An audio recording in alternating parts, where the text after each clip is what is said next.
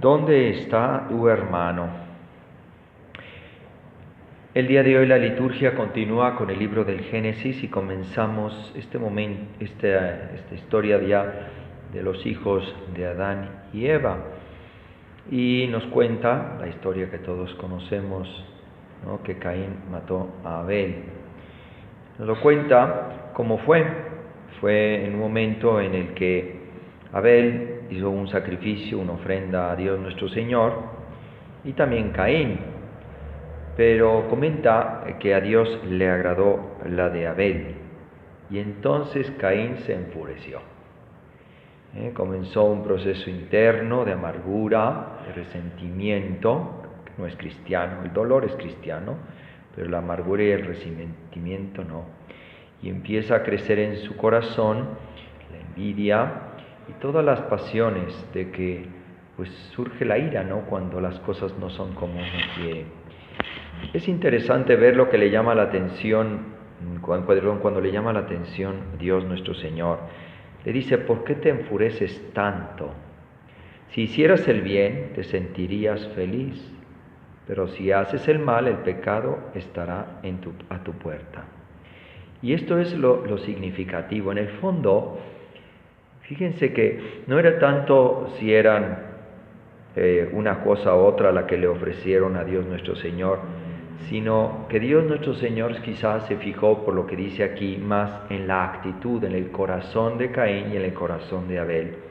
Y descubrió en el de Abel pues un corazón más noble, que realmente lo hizo con mucho cariño. Y quizás Caín tenía otras intenciones: quedar bien con Dios. Ya saben, el quedar bien con las personas a veces es lo que nos mueve, y es una intención torcida. A veces, como dicen aquí, ¿no?, en México, ¿no?, le quiso hacer la barba. O sea, su interés no era agradar a Dios, sino sacar algo de Dios. Y ahí entra la vanidad y entran otras pasiones. Y claro, cuando ya la obra está mal, pues ya lo único que sale después es todo lo resto. Hay una homilía muy bonita de San Agustín, donde cuenta que una persona le dijo que se había enojado, pero se había enojado por culpa del otro, ¿no? Y entonces San Agustín dice: mira, uno no se enoja por culpa de otro, se enoja porque uno quiere. Lo único que sale es lo que ya llevas dentro, el enojo. Lo describe un poco más dramático él, pero ese es un poco lo que él dice. Simplemente eso hizo salir a la luz lo que llevas en tu corazón. No es que eso causó, sino eso hizo salir lo que llevas en tu corazón, un corazón bueno, sincero, tal. En el Evangelio nos encontramos una cosa semejante y vemos cómo reacciona Jesús. En este caso dice aquí que se acercaron a Jesús los fariseos y se pusieron a discutir con él. Exactamente lo mismo, ¿no? Se pusieron a discutir con él. Ellos decían que querían una prueba, le pedían una señal del cielo. En el fondo había más superstición y vanidad. No era la primera vez que a Jesús lo tentaban con algo así. Recordemos que las tentaciones en el desierto, una de ellas era que se tirara del pináculo del templo para que cuando él fuera cayendo sus ángeles lo tomaran y todo el mundo dijera: wow, este sí es. Y Dios actúa de manera humilde. Y entonces, ¿qué es lo que hace cuando estos se ponen a discutir con él? Él simplemente no se engancha. Los dejó, se embarcó de nuevo y se fue a la otra orilla. Qué bonito, ¿no? O sea, pero qué difícil, ¿no? Porque además él perfectamente, los podía haber puesto en su lugar. Con humildad, no se engancha, se retira.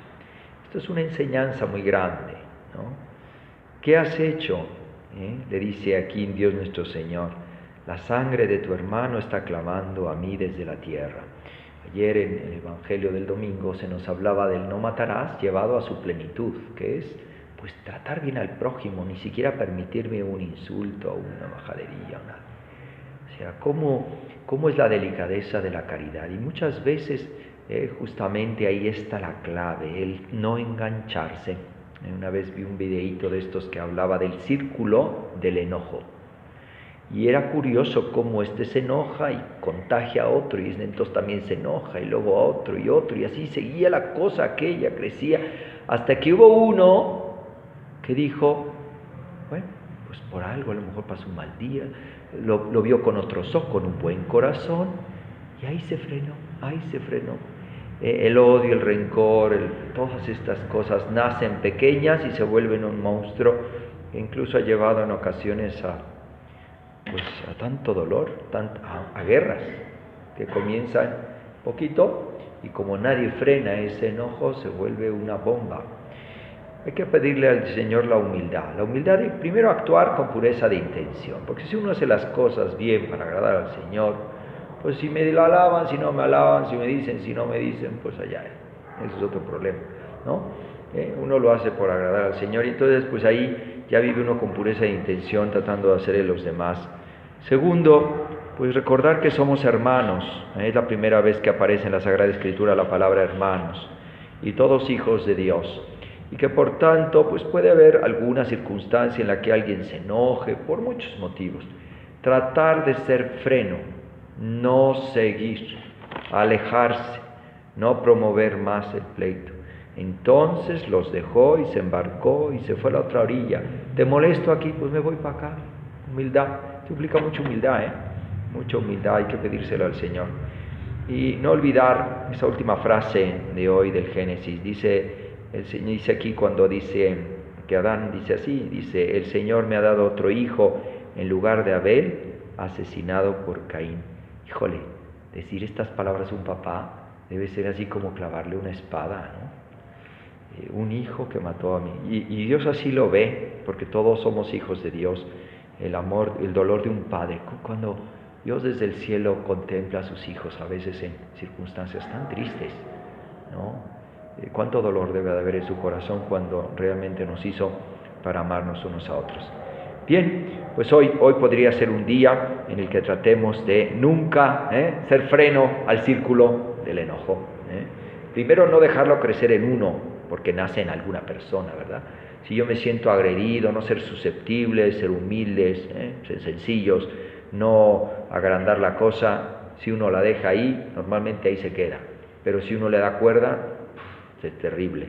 Entonces, si yo siento que alguien me hirió, me ofendió, a lo mejor, aquí entre nos, a lo mejor ni otro ni se enteró, pero vamos a decir, aunque se entere, tratar de frenar ahí la cosa, no dejarla crecer.